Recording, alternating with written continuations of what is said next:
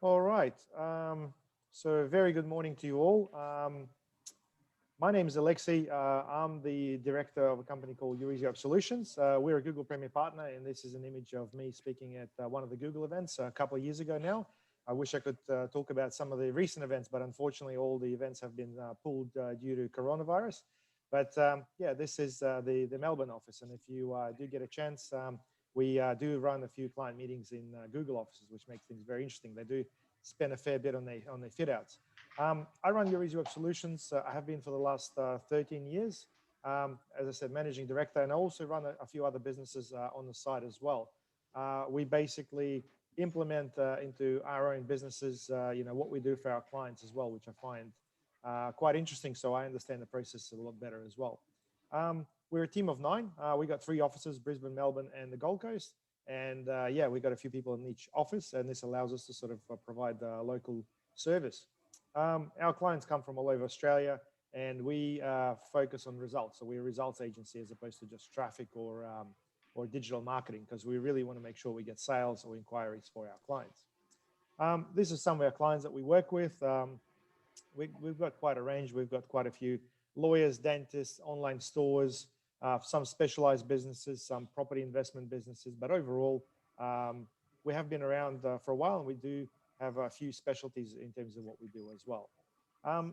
In terms of the agenda for today, basically, I'll be speaking about customer journey and user experience, because I find that a lot of people run a lot of campaigns, but they really miss out on the whole marketing funnel, and potentially their marketing isn't as effective as it could be. Andy Henderson from In a Day will talk about Google My Business, and I know a lot of you guys will want to know what to do with that. The whole Google My Business side of things is a bit of low-hanging fruit for a lot of businesses, and people maybe just need a little bit of direction. So hopefully Andy will be able to help with that. He'll also talk about virtual tours that he does really well. That's a part of his business, and that complements that complements Google My Business quite well. And he also will talk about some of the SEO side of things as well. And finally, we've got Stuart Lemalu from WPEngine. WPEngine is world's biggest WordPress hosting company. Yeah, we're privileged to be associated with these guys, and it's exciting to have these guys actually reaching out and presenting directly. So I'm sure you'll enjoy his presentation on WordPress optimization and then hosting and SEO as well, because that's the foundation. All right, so let's start talking about customer journey. So look, in terms of the customer journey, a lot of people, for some reason, disregard the whole thing and really start the whole marketing side of things from the evaluation stage, which is really where people start searching and looking for a provider. But the whole journey goes for much longer than that.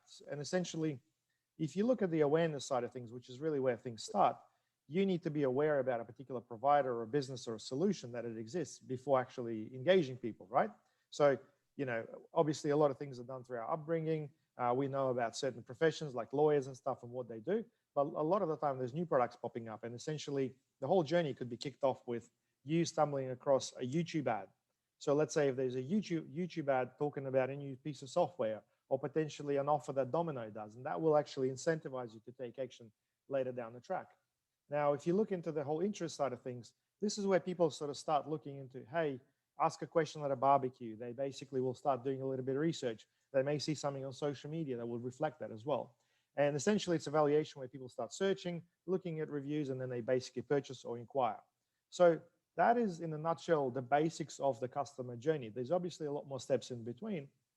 But what I wanted to basically allude to is that if you execute this whole journey and basically have your marketing tailored to all the steps within that journey, your marketing becomes a lot more effective and also cheaper as well, because essentially it's all about quality. Like if you're able to get in front of people sooner, then they'll be engaging with you later down the track. So essentially, if someone, let's say, is in a local area, they see, let's say, an A-frame on the side of the screen saying, hey, we specialize in family law. They basically start asking around, who do they know? If the cards align, someone says, hey, these guys are good. They basically would inquire and do business with them. With digital marketing, it's not much different as well. So YouTube ads pre-qualifies people. People start talking about it. And if they're looking for a lawyer, you can also capture things as well according to their events. People buying a house, people divorcing, people starting a business, all that sort of stuff. They're all called micro moments. Anyway, this is just the basics of that. So if you basically look into the classic marketing funnel, which I'm sure a lot of you know about, the customer journey overlaps are quite nicely. And it's really to do with the numbers game. You really need to get a lot more awareness happening because it's got a bit of a slow burning effect where people will eventually sort of come to you. Then it goes through the consideration, conversion, loyalty, and advocacy, which a lot of people forget about as well. And that's what I want to talk about today. So awareness is really all about people, jumping onto the phone most of the time, or potentially being in front of the computer. And as a business, you need to make sure you're very clear with your branding and your messaging to let people know who you are and what you do. I mean, I'm amazed at how much money companies like YEWS spend on billboards where they say, YEWS, the best way to do business. Like, what do you guys do? Who are you? Unless you've been looking at all this, video ads on YouTube, on TV, listening on radio, you wouldn't know who YEWS is. So in my opinion, I think it's very limited. And obviously, if you've got an unlimited budget for your advertising, then it's a different story. But most of us obviously run very, very real small businesses. Another really big thing is about where you are, because a lot of businesses are very location bound, and there's no point doing awareness for the rest of the country. So it's really important to make sure that you get your awareness happening in the areas that you basically want to cover. Now, the way to measure the whole awareness side of things is to do with engagement. So if you're running social media ads or display ads or YouTube ads, you want to know how many people have interacted with that particular piece of content. Now, the next step is consideration. This is where people start to think, hey, I actually need somebody. I want to go and search for somebody. So typically Google search is your consideration phase where people basically are researching. They are looking for advice and direction. And potentially they need to make sure they get the right solution because people really don't want to be wrong. And that's the number one thing that a lot of businesses forget. It's not about just the inquiry, it's making sure that you provide the right solution for them. And one thing that I often find missing, probably 50% of the time, is that businesses don't have any offers. So their ad just looks like somebody else's ad. There's no discount, there is no point of difference, there's nothing. So offer is really one thing that people are looking at the consideration phase. Whereas obviously at awareness, it's more about the brand and what the people do. The way to track your consideration is really to do with traffic straight through to your website and click-through rate, which is the rate of people clicking on your ads and getting straight through to your website. Now, the conversion stage is relatively straightforward. So this is where customer actions are about calling. And in most of the industries, that's the best way to do business because your conversion on the other end, turning that inquiry into business, is usually much higher. You're able to address a lot more things. Filling out a form, which I still find where a lot of people are potentially leaving money on the table, there's hardly any follow-ups. People don't have any automated auto responses saying, hey, thanks very much, we've received your inquiry, we'll get back to you in XYZ period of time. Potentially some forms could be done a little bit more sophisticated to ask extra questions. And some businesses really actually need to go the other way around and make it simpler, because if a form asks for 50 different fields, you're not very likely to get an inquiry. Buying online, well, that's fairly straightforward. For people to go and basically purchase something straight away is a very simple conversion. However, people will make their decision based on things like afterpay, payment terms, potentially PayPal or credit card. And we do a lot of split testing, but potentially adding PayPal to a website that was just taking credit cards increased transactions by 30% straight away. So not a dollar spent more on advertising, just another payment system introduced. And if you guys are doing any sort of buying online, you really need to consider that. And I guess the main reason being, if someone's got a PayPal account, it's just a click of a button for them. It's really simple. It's connected to their credit card, and they basically get a peace of mind that PayPal looks after the transaction. Very similar thing with Afterpay. If someone sees Afterpay and they already have an account, typically it's one click away for them to sign up for something. It's about simplicity. It's about trust, guys. Live chat. Now, this is one thing that a lot of people potentially don't use that much. And we find that a lot of the time people come to your website, they want a response right away. So if you're in front of your Facebook or in front of a computer and able to sort of facilitate that, you're going to get a lot more inquiries through things like live chats or a messenger that's connected to your Facebook Messenger or WhatsApp, whatever your target market may prefer. So live chat we find is highly underrated. The goal measurement obviously is conversion, so the number of inquiries, calls, sales that you're getting through as well. That's the way to measure it. Now, loyalty. This is one thing that very few businesses do. So the easiest thing is, first of all, reassuring that your customers are happy. If your customers are happy, you really want to make sure that they leave you a review, and if they are returning to do more business with you, or potentially are aware of the other services that you do as well. Now, this is where things like remarketing and email marketing come through. And the whole idea is to get those customers to buy again, or make things easier for them to buy again as well. And look, let's say if we're talking about a dentist, for example, it's a fairly self-explanatory situation where it's repeat business model. But let's say with a lawyer, I hear a lot of lawyers basically saying things like, hey, these guys came to me for conveyancing, and then they were basically starting a business and they're going to somebody else. They just weren't aware that this particular lawyer did commercial law as well. I guess the whole measurement from that is repeat transactions, and to track that properly, you would need a CRM or some sort of a system behind the scenes as well. Now, advocacy, even fewer businesses do something like this, and this is all about referrals. Now, if you're getting referrals, you obviously have got a pretty good business and service that you're delivering. But at the end of the day, referrals is really ideal form of marketing. And a lot of people think, hey, my conversion rate is 90%, but all they get is referrals. They normally are highly qualified, and people are pretty much ready to buy straight away. Most people don't realize, however, that advocacy is the final stage of your marketing funnel, and getting to that referral stage takes a while, unless you obviously do a lot of purposeful referral marketing. Getting things like reviews and recommendations. So LinkedIn, Google, Facebook. So making sure that people are leaving you those as well. They're happy to speak on your behalf and recommend what you guys do. And yeah, referrals is the way to measure that as well. And typically a CRM for loyalty and advocacy is the way to go. Now, in terms of the problems that most people go through, there's hardly any awareness marketing for the business. And this basically means that there's no chance of getting in front of customers early enough. So if you're not doing any YouTube campaigns or any display campaigns, you potentially are starting the whole marketing side of things way too late. And if someone does that, there's a lot more trust specifically to those companies that allows them to potentially get the customer on board faster. There's no point of difference at the consideration phase. If your ads look like somebody else's ads, and easiest thing to do is just run a search ad and see what comes up, then potentially you are positioning yourself very similar to other businesses. When we're talking about point of difference, there's really 4 areas, and we've spoken about this in our previous events.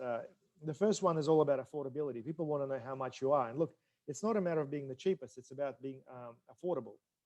So if you've got payment plans, if you, let's say, accept things like Afterpay and so on, make things easier in terms of affordability, you need to let the customers know. The second one is all about convenience. So where are you located? Is there free parking? Is there disabled access? Is there something that's going to make things more convenient for them? The third one is about utility. Like, why should they choose you? Are you, have you been in business for a while? Have you won any awards? Are you credible? Are you certified? That's the sort of stuff that they want to know. And then finally, it's all about availability. A lot of businesses, I think, should probably put that first, especially at the times of COVID, with everyone being really busy. Getting in front of a business that can solve a problem is really the key for a lot of consumers. So I think that's what you should really be addressing, in my opinion. And if you want to look up this concept, just look up the ACUA principle, which is spelled ACUA. We've got a blog post specifically on that. And yeah, offers. If you guys have got something like, free consultation or free quote or something like that, just make sure it looks different to your competitors. Now, the whole thing with consideration to conversion, it's really a matter of qualifying people along the way. So if you're not doing it properly, you're going to get very bad inquiries, or potentially inquiries could be improved in terms of quality. I mean, everyone hates to sort of pick up the phone and someone saying, oh, I want this. Do you do that? Say, well, no, I don't do that. Well, you can basically overcome that by adding a lot more qualifying criteria into your consideration marketing. Let's say if you're targeting men or women of certain age, you can target people by age, by profession, whether they are homeowners or not. There's a lot of different criteria when it comes to Google ads specifically. You just need to be understanding as to how that would help you qualify people a lot better as well.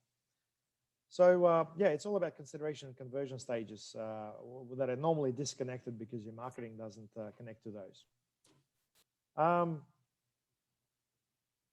So poor past customer engagement. Now, this basically is done with, I guess, follow-ups where a lot of people would have a follow-up call or potentially send an email afterwards. This really helps to sort of understand that the inquiry is being processed, that someone's looking after that, and potentially making some calls after an interaction will solidify that process as well. Because once you have the transaction, you do want that loyalty and advocacy right at the end as well.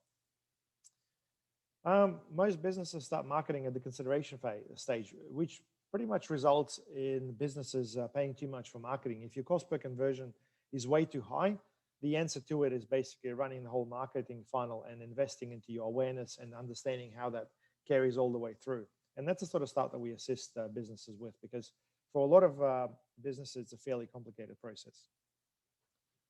All right, so let's talk about user experience. Now, user experience obviously varies on every business, and everyone's got different expectations. But as you would have figured by now, most of the websites, look in a very similar way. They sort of follow that sort of structure that's easy to relate to. Now, this results in potentially people being able to intuitively navigate through a site and find what they want. Now, for that to happen, there's really three things that I want to talk about today. And obviously, there's a lot more from the actual design perspective, but I want to talk about three things that you guys should be able to improve yourself. First one is the load speed. Now, nobody likes slow websites, and especially when you're in the mobile and looking for something fairly quick, and the website takes forever, and then you see a huge chunk of text. Well, that's not really going to work. And the biggest issue that people are making is they are putting websites on very slow hosting platforms. So if you're paying $15, $20 for your hosting, and then you're wondering why on earth is this so slow? Well, the price does determine quality in a sense. I know that there are various packages, but this is the reason why we got Stuart talking about WPEngine today and how they help businesses. But essentially, having the right hosting platform will be able to help you address a lot of those bottlenecks as well. Now, relevance.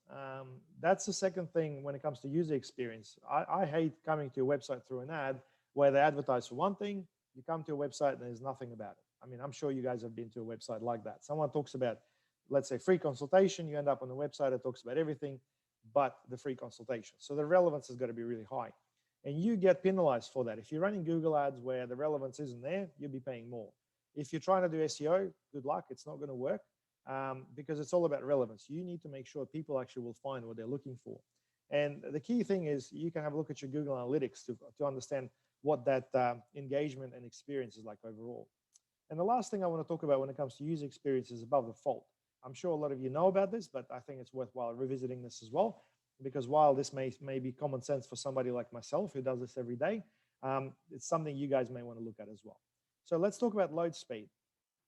Overall, I guess the goal is, like, if you really want to keep it simple, is to make it better than your competitors. So if you basically want to use a tool like the Google speed tester or gtmetrics.com, you can basically plug in your closest competitors and understand where they stand.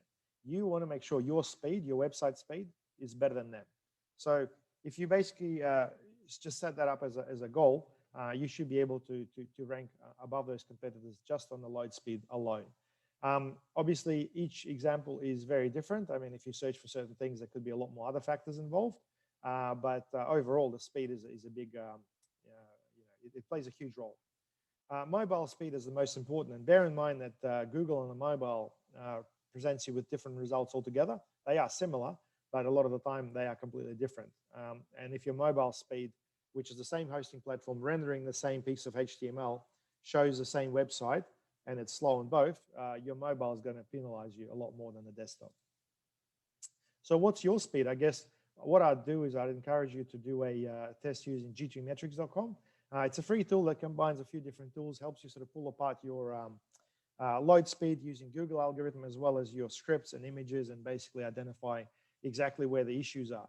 Now, bear in mind, SEO and paid advertising, they will penalize you for slow websites. So I guess this is number one thing you should definitely look at, because it's the easiest one to fix. Relevance. Now, this could be a little bit more complicated, but I guess it's all about making sure people finding useful information. And, you really need to ask yourself, did you help them find a solution? I mean, when they're inquiring, are they on the right path? Do they feel like they're making progress? And, what's the next step? Because a lot of the time people find something and it's like, okay, well, fair enough. Do I call these guys? Is there a form to fill out? Do I book online? It's really got to be connected to the next step. Okay, well, let's talk about the above the fold. And look, above the fold is a really old concept. And the reason why I got a picture of a newspaper there is it's all to do with that old newspaper approach. You know, when they fold a newspaper, that's how it's sold. You basically will see exactly what's on that piece of newspaper before it gets unfolded and people start reading further. So essentially, if the headline or an image isn't on that fold of a newspaper, you're probably not going to pay too much attention to what's on the page unless you're addicted to reading newspapers. With the websites, it's very similar. You want to make sure all the key information is presented above the fold. So on that section where people basically wouldn't scroll any further. And I guess the key information, which is really important to the consumer, is more to do with what you do. So if your business does, let's say, conveyancing, or let's say you guys specialize in orthodontics, or potentially there is commercial cleaning or something like that, that section will need to feature that. Where you are, because I find a lot of businesses basically just disregarding that information altogether. If there is no mention of the areas that you address or potentially your location, it could be very misleading. I look at trades websites all the time, and I find that probably less than 20% actually feature the areas that they service or where they're located, which is really frustrating because there is Bayside in Brisbane and Melbourne. There are various suburbs throughout the country that are named exactly the same, and it's really frustrating knowing that you're just basically speaking with the wrong business altogether. Contact information. Do you want people to call you on a landline, your mobile, 1300 number? And how does that work? I find that with small operators and potentially trades businesses, it works very well to have a mobile number. People feel like they're able to give you a call and speak to the decision maker directly, and also send you a text message. I mean, we are living through an era of millennials basically communicating, and they do prefer web forms, online bookings, as well as SMSs. That's just the nature of the world that we're living in. So in my opinion, if you're a small operator, mobile will potentially give you that advantage. It makes things a little bit more personalized. If you're running a professional business, having a local number or 1300 number works a lot better as well. The local numbers obviously define the location as well. So if you want to get in contact with a Queensland number, 07, Melbourne number, 03, and so on and so forth. Now, call to actions. Now, a lot of websites basically just have the phone number and that's it. But the call to action will make things a lot easier if you're basically saying something like, book a 15-minute free consultation, call now. Or basically, book online, as opposed to just having a button that click here or something like that. Make sure that that next action is actually connected through the words that describe it. Like I mentioned before, having an offer basically will set you apart from a lot of your competitors. I know it's hard to come up with an offer a lot of the time. And look, the biggest issue is people straight away think about discounting. It's not about a discount. It's about making sure that your business looks a lot more attractive. I mean, for a lot of businesses, walk-ins could be a really good offer as well. Like walk-ins welcome. I mean, obviously we're going through COVID right now, which is probably isn't ideal for a lot of businesses, but that could potentially work for some businesses as well. And I guess, just make sure you understand that mobile is the key. And on the mobile, you've got a lot less real estate to play with. And you need to make sure that that is addressed and all the key information appears above the fold or fast enough. I wanted to have a look at a couple of websites that I came across. Actually, a couple of these were from the attendees of this event. So for example, there's a company called National Property Values, and this is their website. Now, this is what comes up on the desktop. And a lot of people think, desktop is the way to go. That's how you look at websites on the computer. And look, overall, I guess it's not too bad. It talks about what these guys do. There's a phone number, email address, which I'm personally not a big fan of because you can't track this. If someone sends you an email, you wouldn't know. I much prefer the forms. And I guess the form here probably asks for way too many fields, but I'm sure there's a reason for it. If we look on a mobile, though, and this is your larger screen of the iPhone 12 Max, as well as the smaller version, this is what you get. So essentially, if you're familiar with this business and you're sort of returning, then that's probably not too bad. But overall, I think that's probably not the best user experience, in my opinion, because you can't find a lot of key information, like the phone number is tucked away. And even if you hit the little hamburger menu, you're still not going to get that phone number anyway. So imagine this, you're browsing for something on the mobile, you want to make a phone call, guess what? The mobile number is not there. So there's probably a lot of improvements that could be done specifically to this website. And overall, I think it looks a little bit amateurish as well in terms of how all the elements are aligning. Let's have a look at another slide here, I basically wanted to include a slide on design versus conversion, because I know a lot of people just really want to have a go at design. I get a lot of business owners putting their heart and soul into building a website. Well, it's all good and well, but you just have to understand that if you don't have the flow through your website, people aren't able to navigate through, then the whole thing isn't going to work. And really what you got to ask yourself are all the key elements above the fold. Have you got everything in there? Is the website user optimized? Is the website fast enough as well? And is it intuitive or easy to use, for example? So I actually did some searches yesterday, and I came across this website called Urban Shores Plumbing and Gas. Now, I mean, if anyone studied any design or anything, you want to avoid putting text over an image, and this is exactly what these guys have got. But overall, I guess it's probably, you know, reasonable to find out what these guys do. However, on the desktop, they've got that little call button. Now, what am I supposed to do? Click that to make a call from my desktop? That's not going to work. Okay, well, let's have a look on the mobile. Now, this is what it looks like on the mobile. The call button will work, and it's got all the licenses and stuff like that, but everything else looks like a complete mess. So this person's paying for advertising, and if you know them, please give them my card. I'd love to have a chat with them, because this could actually be a very easy fix. Look, in summary, I guess I want to make sure that you guys pay a little bit more attention to the customer journey and try to understand how the whole thing starts. The easiest thing to do is potentially reach out to your past customers and ask a few questions. You know, how did you guys find us initially? Did someone refer you? You know, what made you decide to go with us, and so on. You know, run campaigns to get in front of customers early.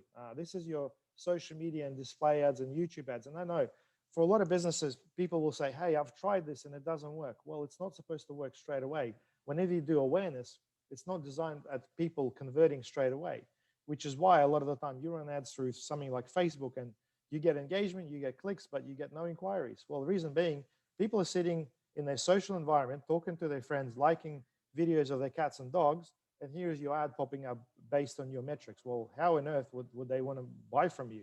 I mean, it just doesn't work like that. That's the start of the journey. You got in front of them, you told them who you are, you told them what you do, and then from there, they will come back to you in the end. And you can track that as well.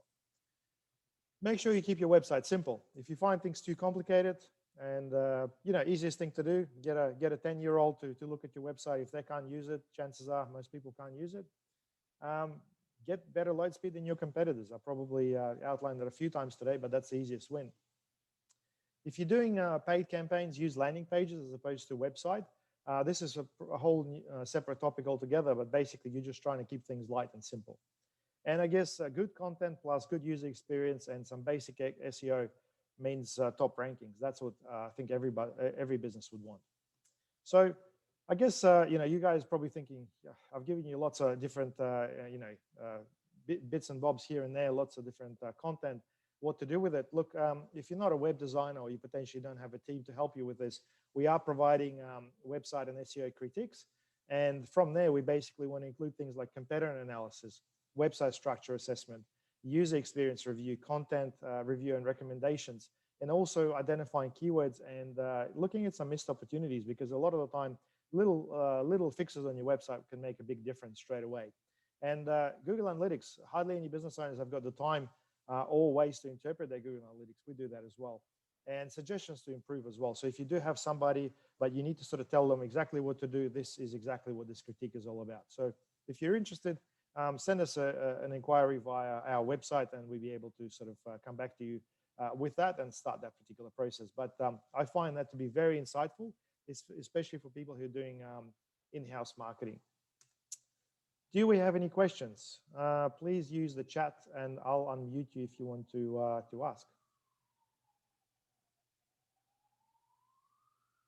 Okay, looks like there's no questions. We may come back to questions right at the end of the presentation, because potentially Andy or Stephen may be able to address some of those things as well. I'll pass the control to Andy so he can basically kick off his presentation. Thank you, guys. So let's kick off to Andy.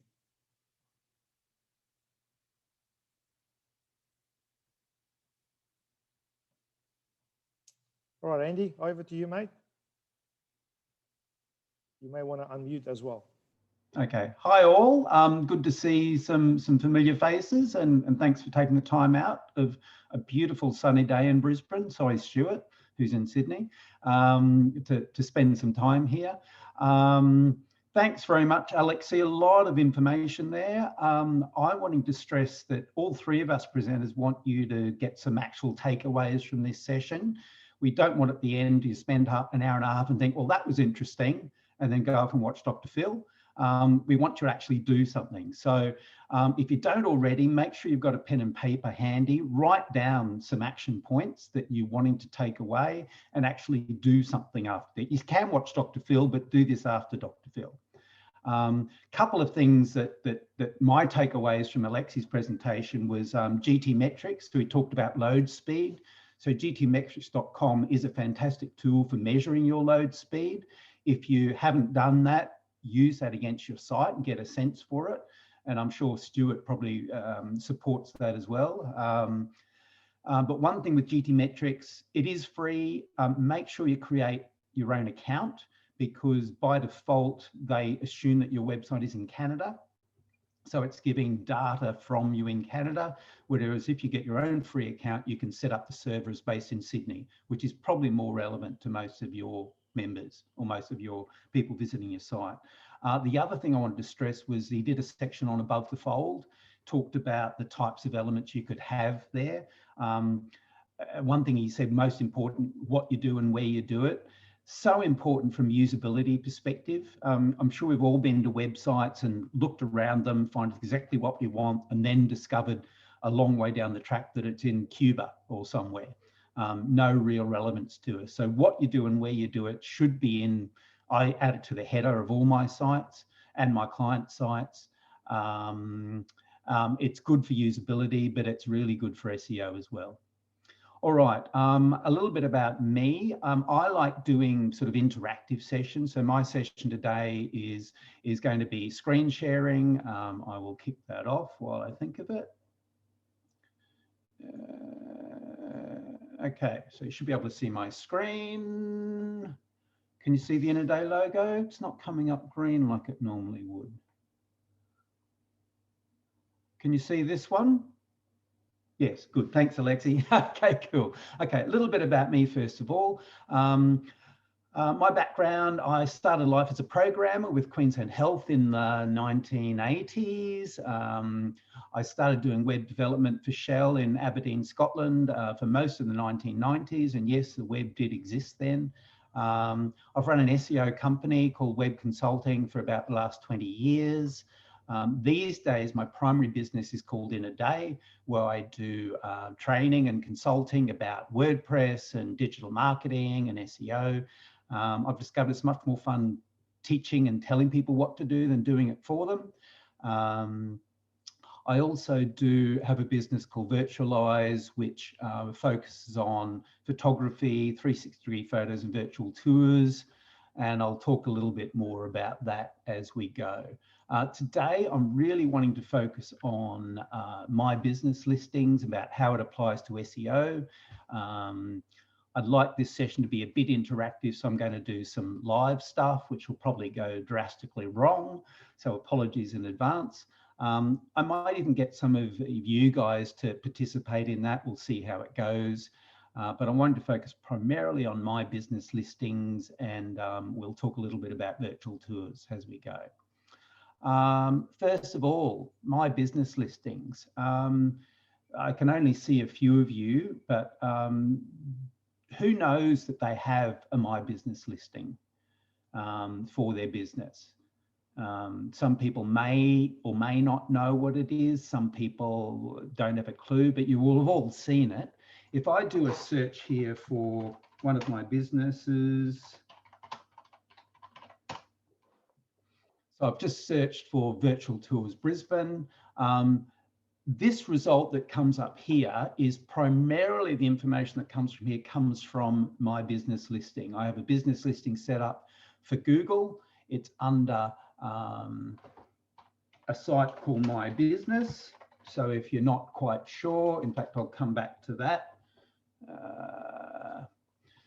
So most of this information is part of the My Business listing. Google will generate some of this. Even if you don't have a listing, Google will generate it, and it will put some information here. At the moment, because I'm logged into the account that manages this, I get an option here to edit your business. Now, if I do a search for someone else, for example, Beyond Dental, I think that's Sarah, one of the members is part of that. Here, we get an option, because this is not one of my listing, we get an option to own this business or suggest an edit. Now, this may mean that there's already a business listing for this, or it may mean that there's not a business listing. So sometimes this information will be displayed, whether or not there's a business listing. But if you claim this business, and I could do that by clicking on own this business and go through a process of validating that, I get to add a lot more information. I'll show you today some of the things you could and should be doing as part of your business listing. One of the things that first got me onto virtual tours actually 10 years ago was, some of you may recall, when you did a search, often you would get this listing here, and you would have, rather than, as well as a see outside option, at one stage you used to be able to get a see inside option. That would provide you with a virtual tour of that business inside that business. Now, they've stopped doing that about 3 years ago, but at the time, simply having a virtual tour was a really good way to promote this listing. And most clients that had a virtual tour, their business would come up, not just for their business name, but for generic type queries for that type of business. So it was actually a really powerful way, just by having a virtual tour, to get your listing on page 1 of Google, dominating a vast majority of the screen for general type queries. If I just put in something like Brisbane Dental Care, which is a lot more generic, at the moment we're not getting a business listing up here because that's too general. Once, a few years ago, you would get a listing of probably a business that had a virtual tour here. So the virtual tour is not quite as useful as it used to be, but I can't remember what it was called, Beyond, sorry. Okay, so not quite as useful as it used to be in terms of SEO. It's still a powerful tool from usability. So we'll talk a bit more about that. If I go back to my listing here, we can see that this dominates that space. I get an option here to edit your business, and I can click on that and that'll take me straight to my listing. If your business doesn't come up, you can go to Google and do a search for my business. So that's a good one to take a note of, Google My Business, and it'll take you to the Google My Business site. You can click there. You'll need to log into a Google account, which you should have Google accounts for analytics and certainly for AdWords and for other things you're doing, Gmail, whatever. And this will then take you to your account, and it will list the businesses that you're managing in there. So this particular one is Virtual Tours Brisbane. As I said, if I went straight from here to edit my business, it would take me straight to that listing. It's a subset of that listing. So I'll work through this first of all. There's a lot of information that you can add in here, and people say, what should I add and what shouldn't I add? You should add everything that you possibly can. So fill in as much information as you can, incorporating keywords from an SEO perspective whenever you can as well. So each of these I can update and edit. In fact, I'll go to the primary listing in my business to edit this, because we've got a lot more access and a lot more control. Google will also, within my business, give you prompts for things that you could and should be doing. We look here, it talks about virtual tours. It presents that as an option. It's got information here about how complete this profile is. So this is 70% complete. You can add to that. It's giving you suggestions as to things. It's not usual, but obviously after the other day we were really There we go.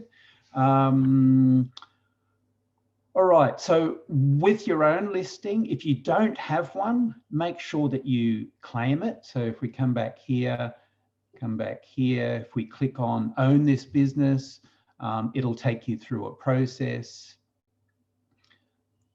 Okay, so this business has already been claimed, so that means that that one already is registered as a business listing. But if it's not, you can go through a process to validate that you've actually got specific access to that.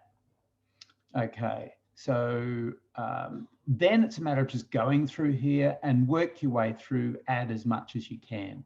So if I look at Start at Home, I can look at the various options here. I'd certainly be looking at this, add a logo, and there is actually a logo as part of this. So this is my logo, but work through and add as much information as you can to each of these sections. I can work through, this is photos. I can go to info and add a variety of information here. All of these are editable fields. Categories is an important one.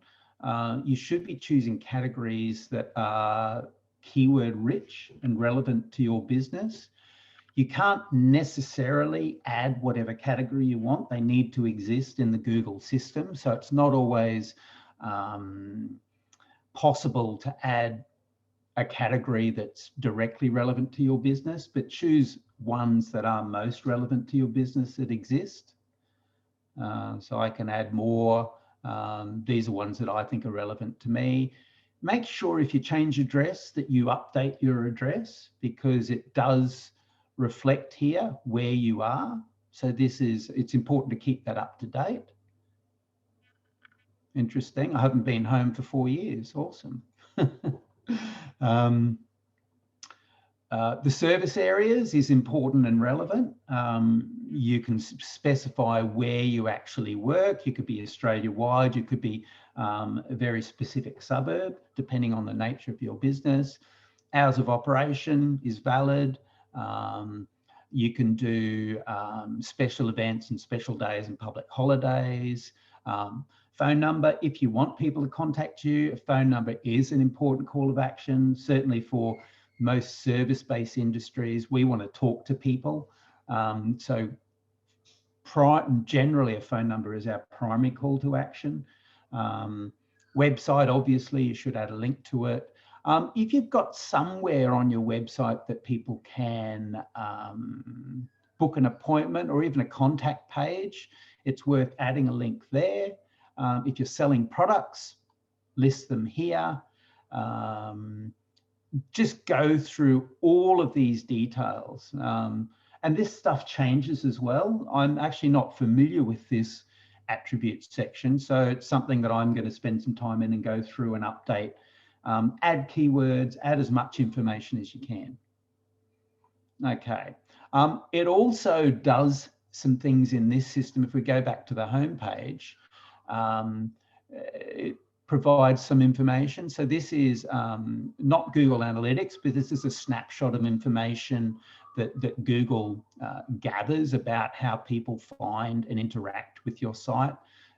It's sort of a bit of a compilation of data, not from analytics, but it gets from Search Console, which is another really good tool.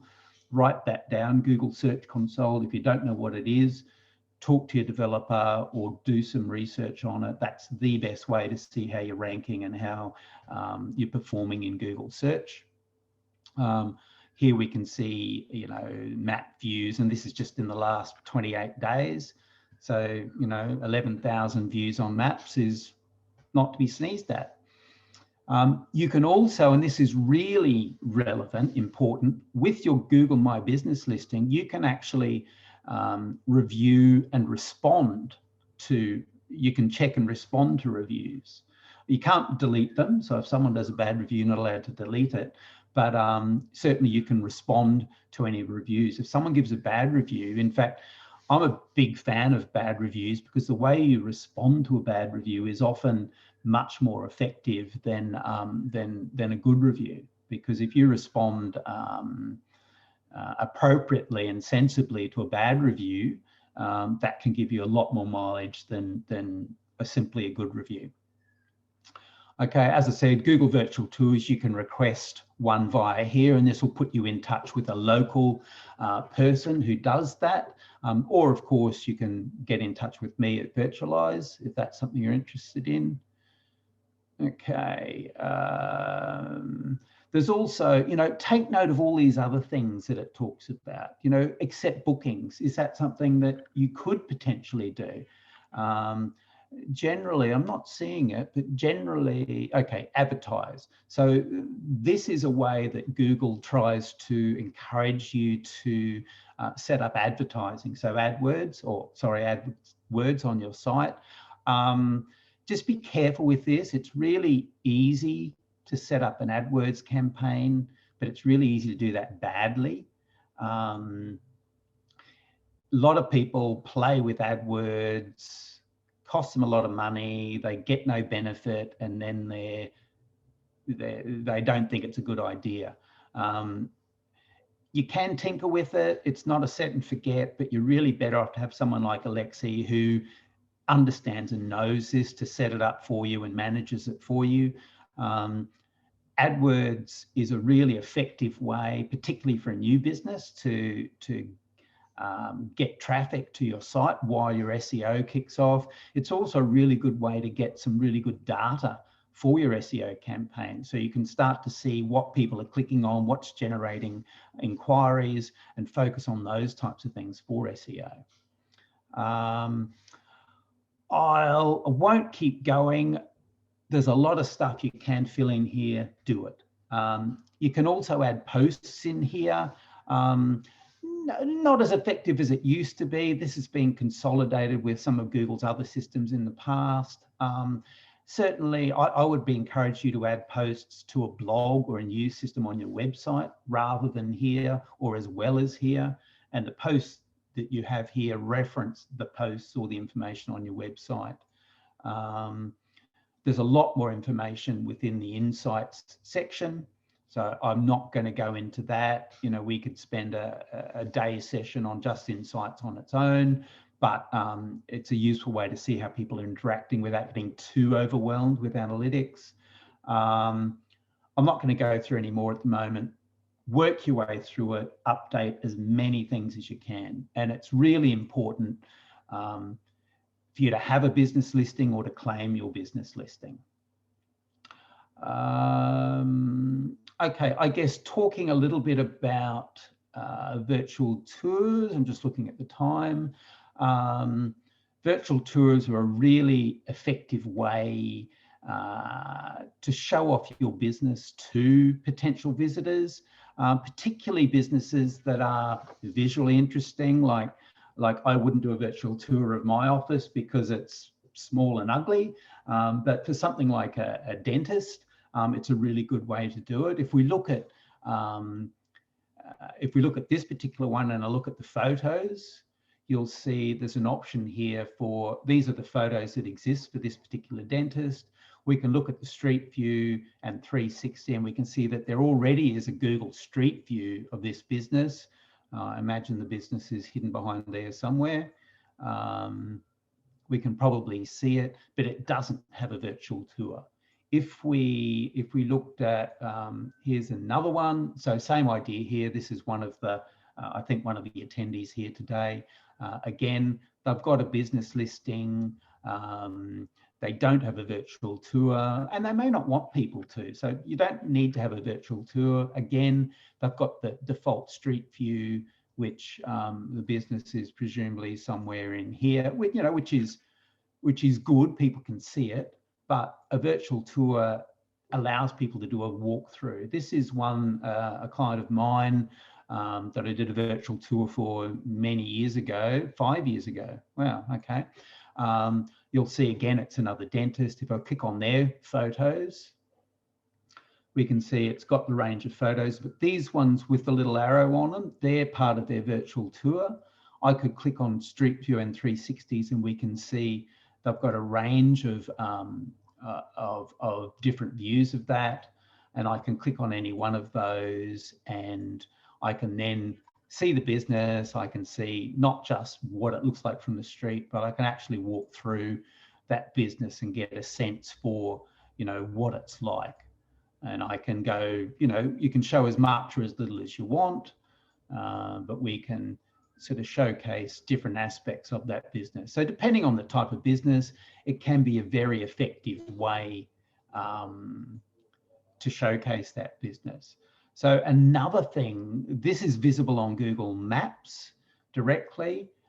If I go back to this listing and look at maps, there's the business, and we'll see over here it's got these virtual tours. But if I hover on Pegman, so this little icon down here in the bottom left is called Pegman. If I click on that, it'll show, you're probably familiar with these blue lines, but it will also show these dots. These are all 360-degree images. Any one of these I can click on. I can see that virtual tour. Oops. I clicked on the wrong business, or maybe they've moved. Does anyone know if...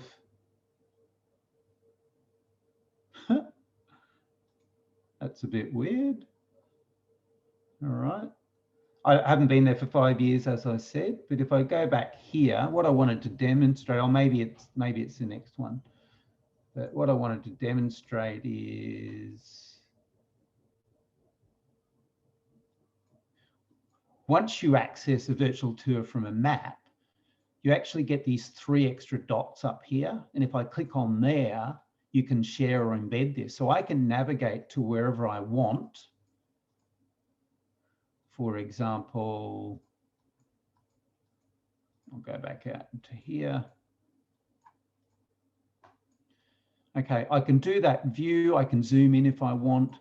I can then click on there, share it, copy that link, and I can send that link to anyone in an email.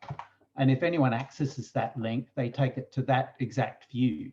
So you can show people any aspect of your business just by sending them a link. So that's something that people don't really understand or recognize, but it's really powerful for all types of businesses. Okay, I think that's enough of virtual tours. So these are the Google virtual tours. I do a lot of other ones which are a lot more sophisticated. So this is a standalone virtual tour that gives us a lot more capability.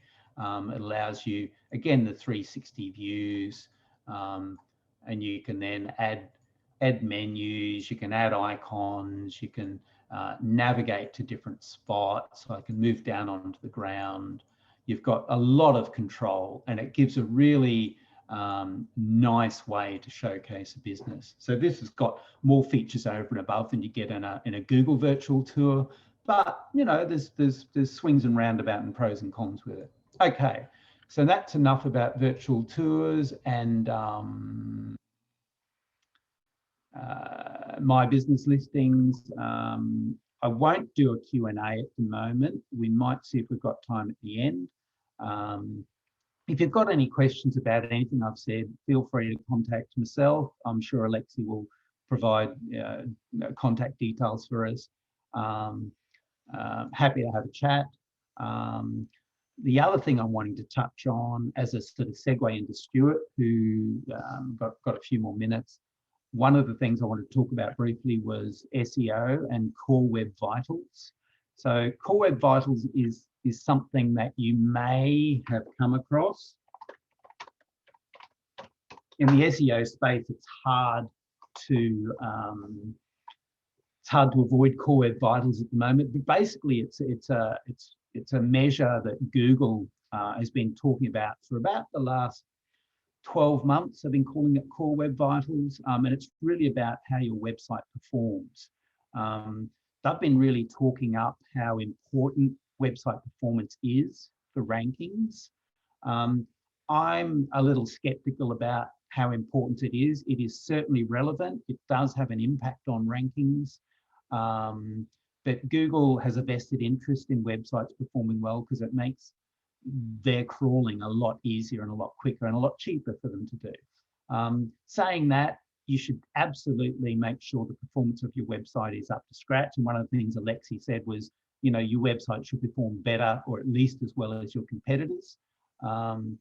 That's from an SEO perspective, but it's also for a usability perspective. If someone comes to your website and it takes 10 seconds to load, they're going to go somewhere else. So not just good for SEO, it's also good for usability.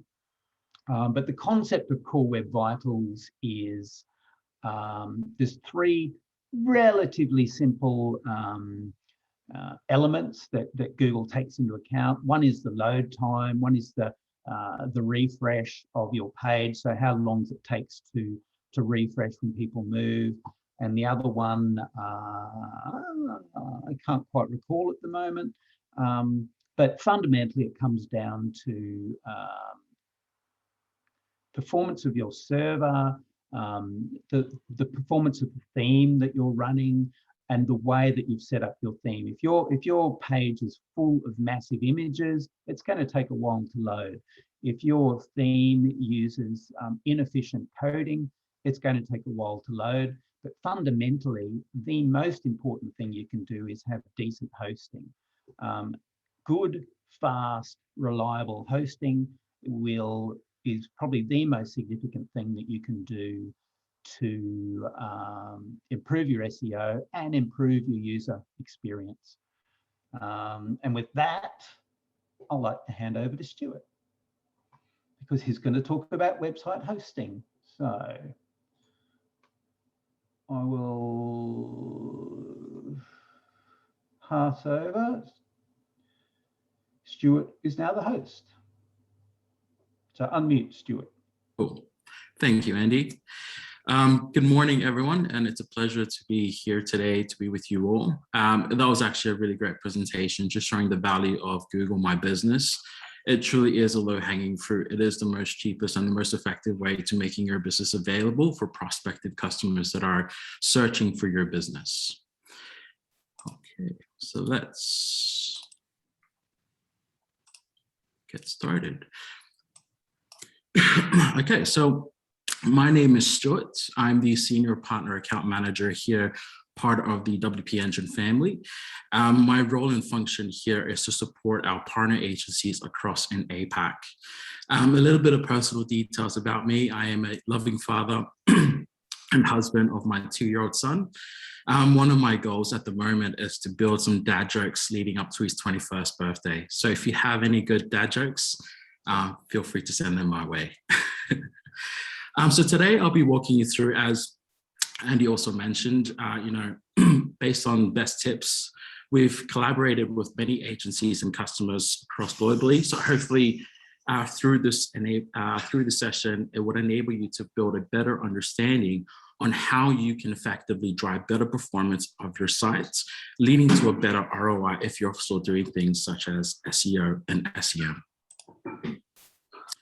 So I just wanted to share a bit of information about WPEngine. WPEngine is a leader in the WordPress managed hosting.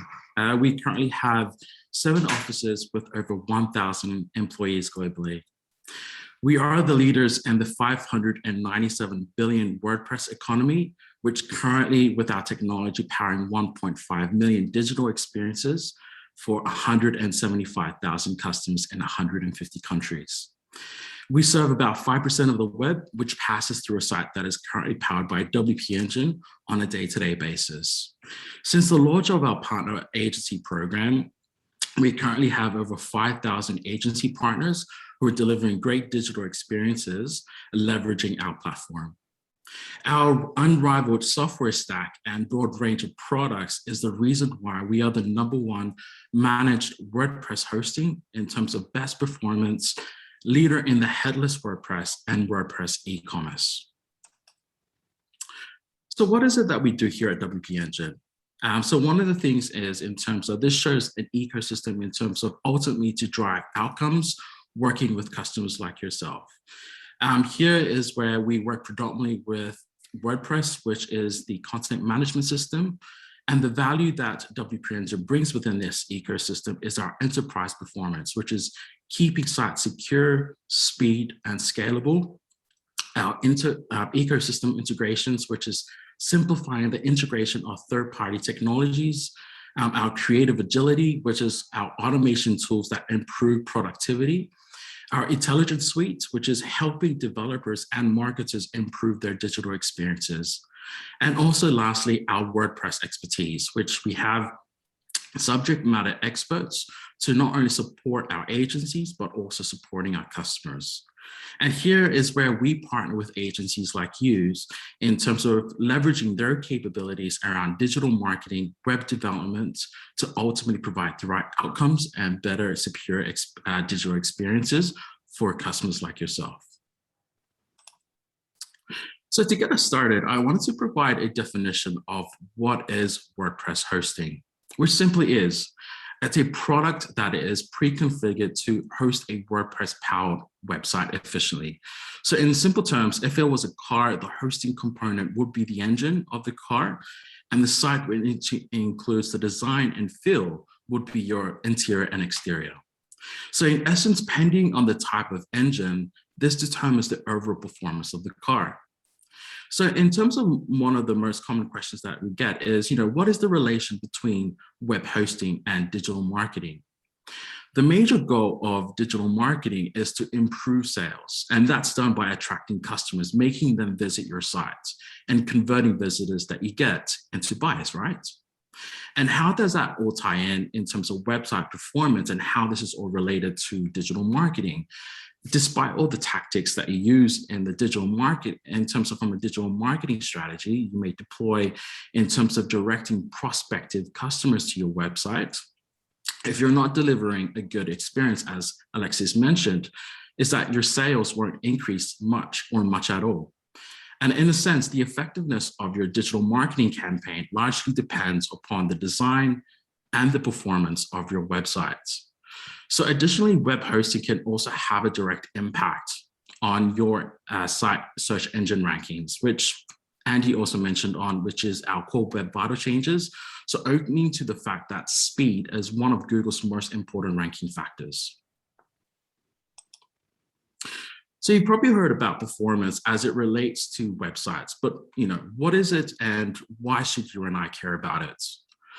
Web performance refers primarily to the speed at which the website loads. This is important because shorter load time improves the user experience for your site on all internet connections. Because of this, it improves the user experience. So the more user there is, it's more likely to see what your website has to offer. So this also helps you achieving goals as simple as getting more users to visit your website, and also reading the content that's available on your site, or as lofty as also getting users to take action on your site. More so, slow websites test users' patience, as it can result in them abandoning your website before they even get to see what it has to offer. So if your website is a major source of revenue, for example, if you have an e-commerce site or a content portal that depends on advertising revenue, a slow site affects the bottom line. I just wanted to go through a quick example. So studies have shown on average to just 1 second improvements of your load time, there has been an increase across the following key metrics, which is an increase in more page views, an increase in customer satisfaction, and also an increase in conversions. So if we look at it from an e-commerce site perspective, depending on the type of, on the average sale value, which we'll use 7% here as an example, that can equate to a significant increase. So all of this is just from a 1 second improvement. So every second counts, meaning that better performance of your site equals more conversions. So how do you find out how your site is performing and how can you easily identify actionable improvements? We have webpagetest.org, which is a speed test tool developed by WPEngine, available free for anyone to use. It's a monitoring performance on an ongoing basis. It generally gets neglected, but keeping in mind that this is a really important factor. Google says that 40% of sites that optimize regress back to where it started within the 6 months. At WPEngine, we have a partnership with New Relic, which is one of our products application performance monitoring tool. This is where it allows developers to pick up any coding error within minutes where it normally takes hours and days. Keeping in mind that these errors can impact the performance of your site if not resolved on time. So what's also great about New Relic is that it's technology agnostic, meaning that you can even use it on your site if it's not built on WordPress. So one of the things that our team faces on a day-to-day basis when working with customers is the obsession over server specs. Keeping in mind that infra specs is just one piece of the jigsaw puzzle impacting site performance. So a quick question for everyone here on today's call. Let's say that we have two cars. One, we have a Formula One Ferrari, which is a 1.6 liter engine, and a Toyota Land Cruiser that is a 4.5 liter engine. Which one would you say is the quickest car? Most people would say would be the Formula Ferrari, right? But what happens if we say that the race was cross-country? Or what if it's an off-road race? Or what if you need to take a passenger with you? Would you still say that the Formula One is the quickest? In this case, we would say that the 4.6 Toyota Land Cruiser would be the quickest, right? A variety range of factors determine the answer, and the same is true when it comes to website performance. When selecting what is right in terms of hosting solution for your business, it's important to understand what you're trying to achieve overall in terms of your sites to ensure that you are fitted with the right solution.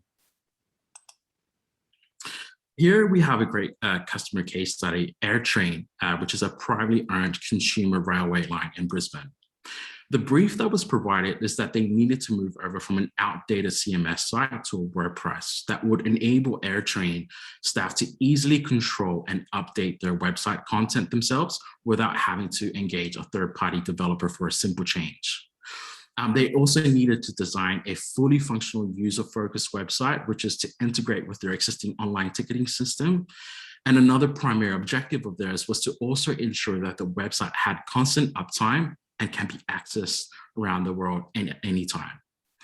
Working with WPEngine, we were able to see, since the launch of the site, we were able to see an increase in their page views, increase in new additional users, a reduction in terms of their bounce rates, and also an increase in their conversion rates. So one of the things when it comes to improving site is, when it starts, when you're making sensible choices, when you're building your sites, is around themes and plugins. So if you're Googling free WordPress themes, this may not be the best way to find a well-coded theme.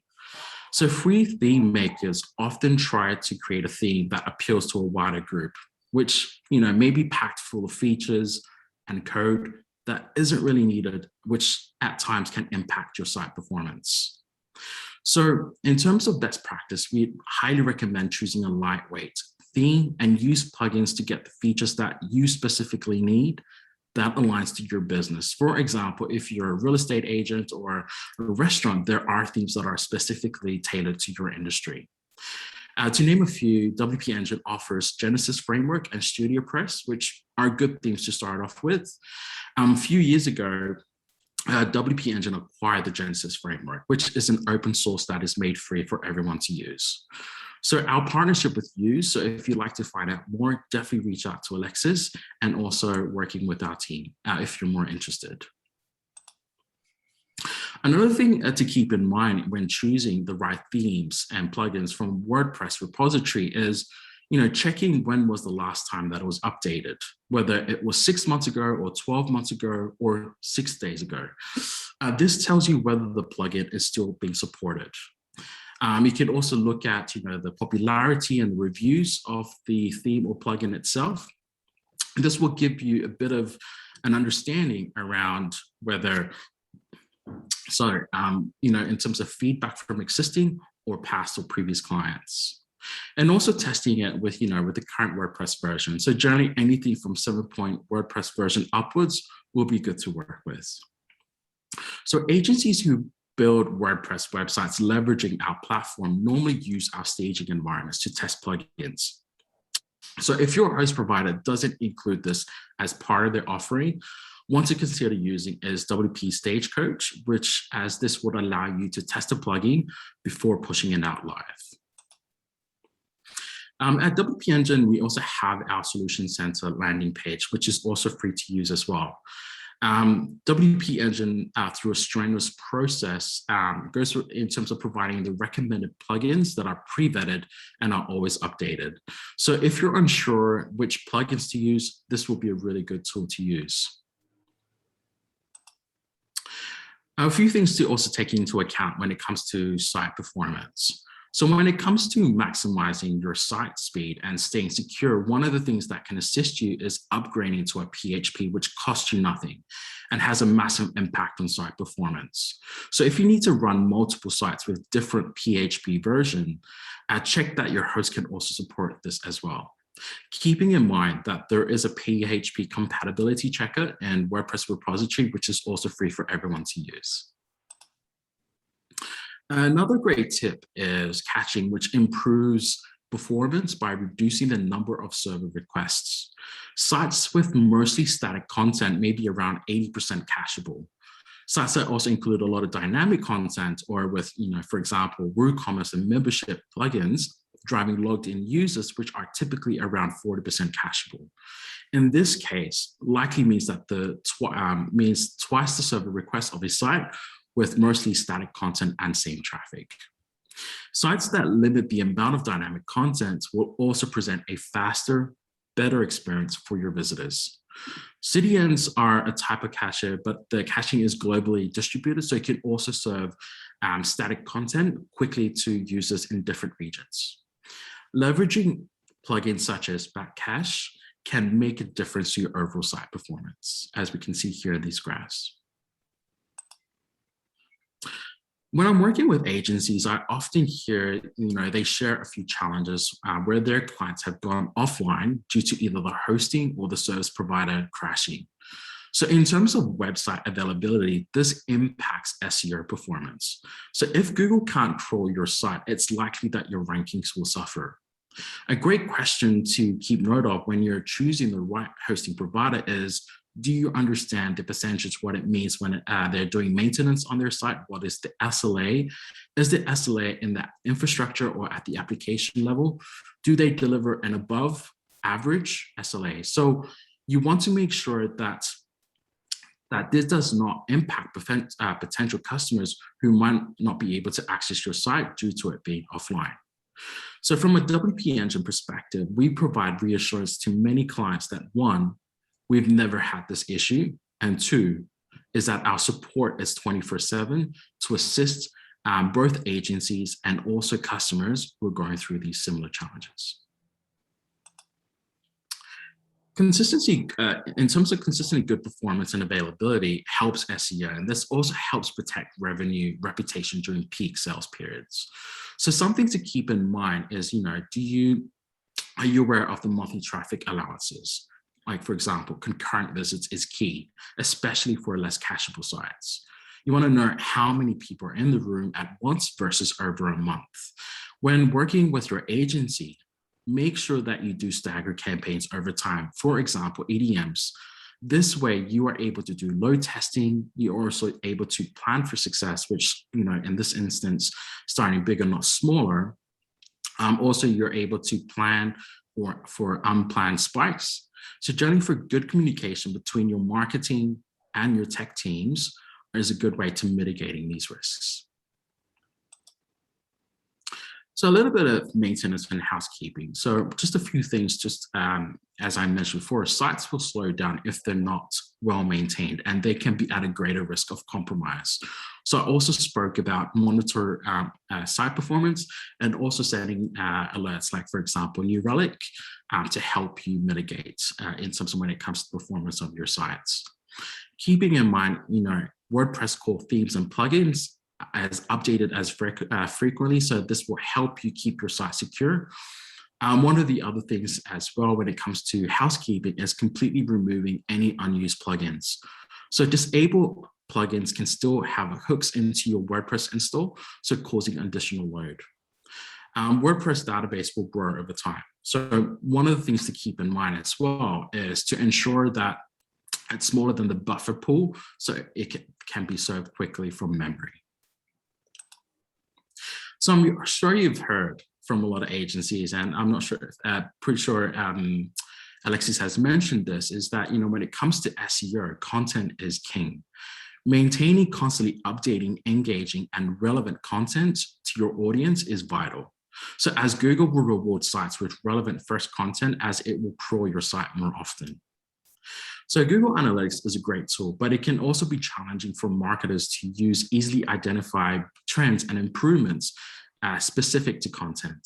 So tools like Monster Insights or our content performance monitoring tool provides actionable insights into content performance, which helps you create more relevant content that better engages with your audience, while also leveraging Google Analytics to make it easy to understand dimensions like page views per author.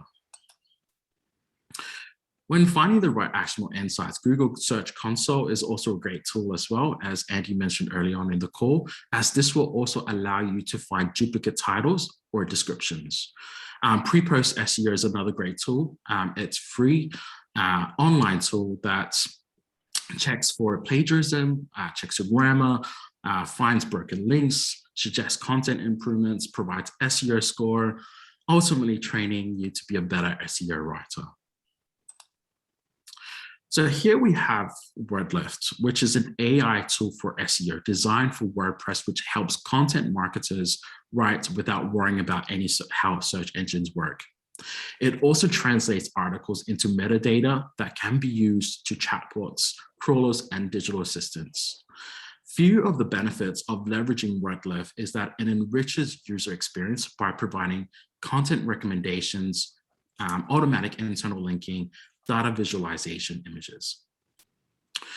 Wordlift conducted a research study and proved that its semantic markup, annotation, and widgets actually improved the number of visitors.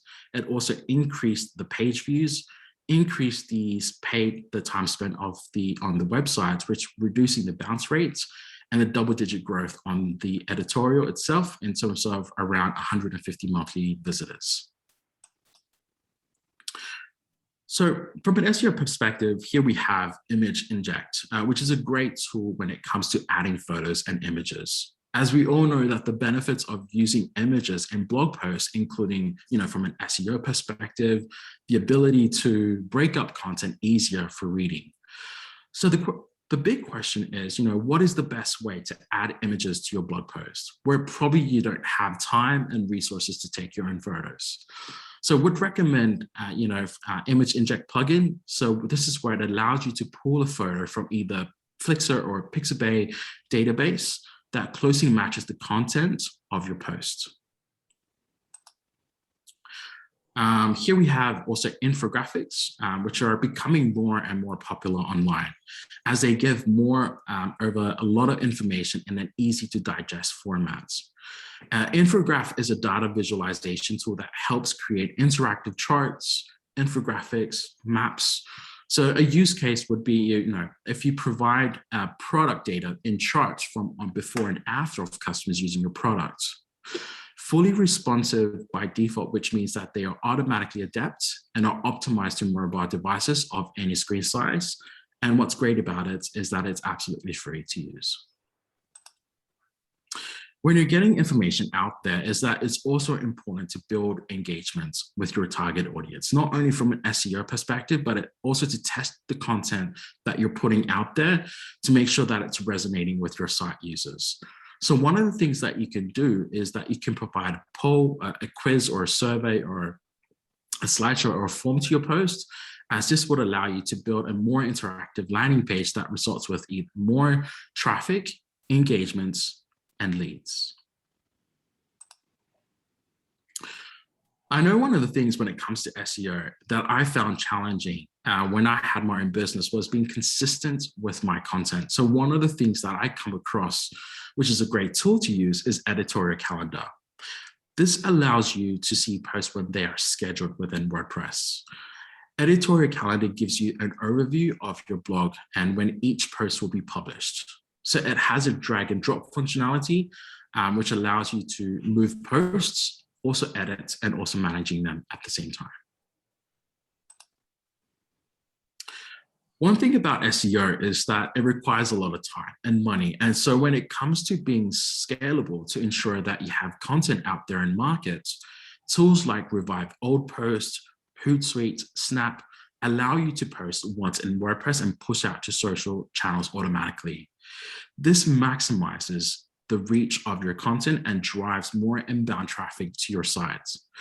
So these tools also allow you to do, stagger the scheduling to suit your needs. So this can be a powerful way of managing spikes from campaign traffic.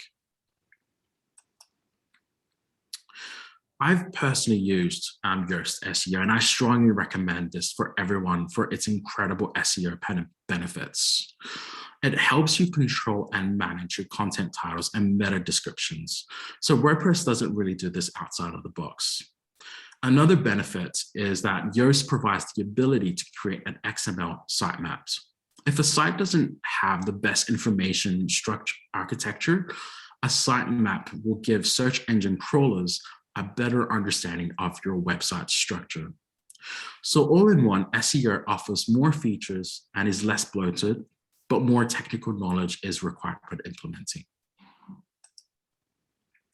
So we've come towards the last slide. So just one of the things in terms of some of the key takeaways that I've summarized throughout the session is that, one, using analytics to better understand your site speed and content performance will help you in terms of achieving some of the key metrics that you're working on, but also working on with your agency. We also spoke about, choosing the right plugins and themes carefully that align to your business. We also spoke about, some of the housekeeping, and, this is specifically around removing any unused plugins from your sites, and also making sure that your plugins are regularly updated from a security perspective. For leveraging tools to make content more engaging, as distributing this all via channels to improve SEO. And lastly, ensure that your site is secure, speed, and highly available, especially during campaigns. So if you'd like to find out more information in terms of how you can increase and how you can drive better conversions and how you can increase the site performance, working with someone like Alexei at YEWS will definitely help in terms of, from a partnership perspective, working with WPEngine will really help solve some of these key metrics. Thank you for your time today. So just keeping in mind with time as well, are there any questions from anyone on the call?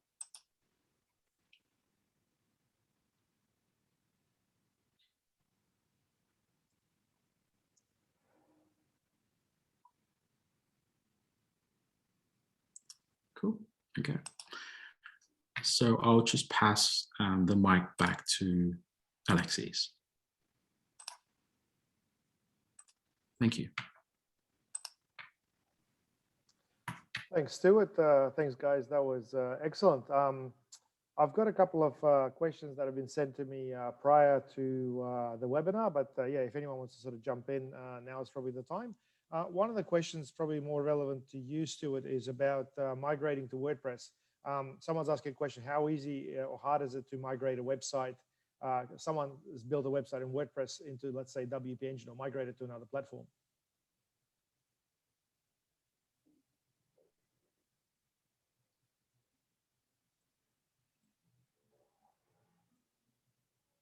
Stuart, you'll need to unmute. Yeah, sorry. Okay, cool. Yes, so it's easily, so there is a plugin that is available, which can easily migrate. So if you're looking to migrate over to WPEngine, we do have a migration tool that can help you do this. Cool. Question from Lewis. Can we get a list of the plugins you mentioned, Stuart? Yes, so after this call, I'll share my deck with Alexei.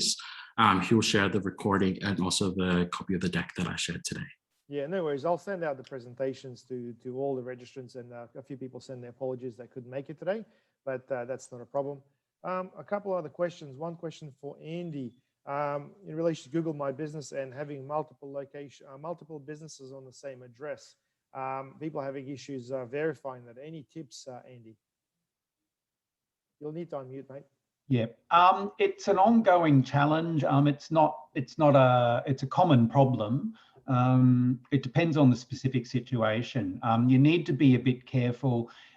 It depends on the nature of the business. You know, I've got multiple businesses, for example, at my home address, and that you can make it work.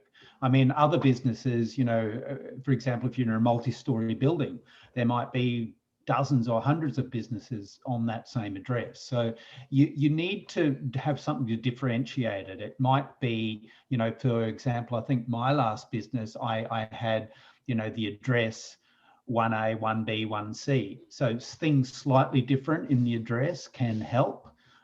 It depends on the specific situation. If you're having problems, give me a yell. But it certainly, you can get around it. Cool. I've had a question in relation to WordPress versus Shopify. We run a few online stores and we run campaigns for Shopify as well. I personally find Shopify being quite expensive as you scale. WordPress sort of allows you to sort of cap expenses with WooCommerce. And I guess the problem is with Shopify, there's only so much optimization you can do from the hosting and machine perspective, which is where WPEngine as a platform really comes in and helps optimize things as well. Unfortunately, with bigger platforms like Shopify, you just don't see what's happening behind the scenes unless you've got that Plus account and you know, direct support. But look, every business is different, and it all really depends on your processes and I guess what you're selling as well. Yeah, so Shopify is relatively easy to set up, and it might be something to trial, but you do not have the control. You don't have the flexibility that WordPress or WPEngine would give you. Yeah, yeah. I've got another question was in relation to Wix, Weebly, Foursquare, and all those things, you know, which is better, why, WordPress type of thing. And look, I don't have anything against those platforms.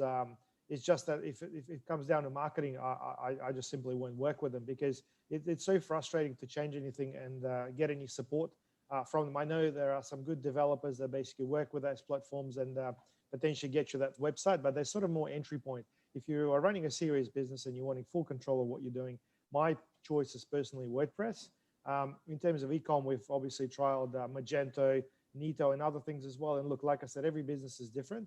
There is a big need for data to be synced as well, and sometimes there are some limitations of certain tools as well. There was another question. I'd just like to add something to that too, if I may. Yep. Yeah, WordPress is 60% of the world's website for a very good reason. There's a lot of things that WordPress is better than other platforms. But the main thing, as Alexei alluded to, on those other platforms, support is really difficult. I often get people coming to me, oh, can you help me with Weebly? Can you help me with Wix? Can you help me with that? No, I can't. And they're struggling because they can't find people that can help them with it because they're so low usage. There's not people specializing in doing that. So use a platform that you can easily find a consultant, someone can get it help with. And there's so much more free and readily available information for WordPress. It's very difficult for a lot of those other platforms.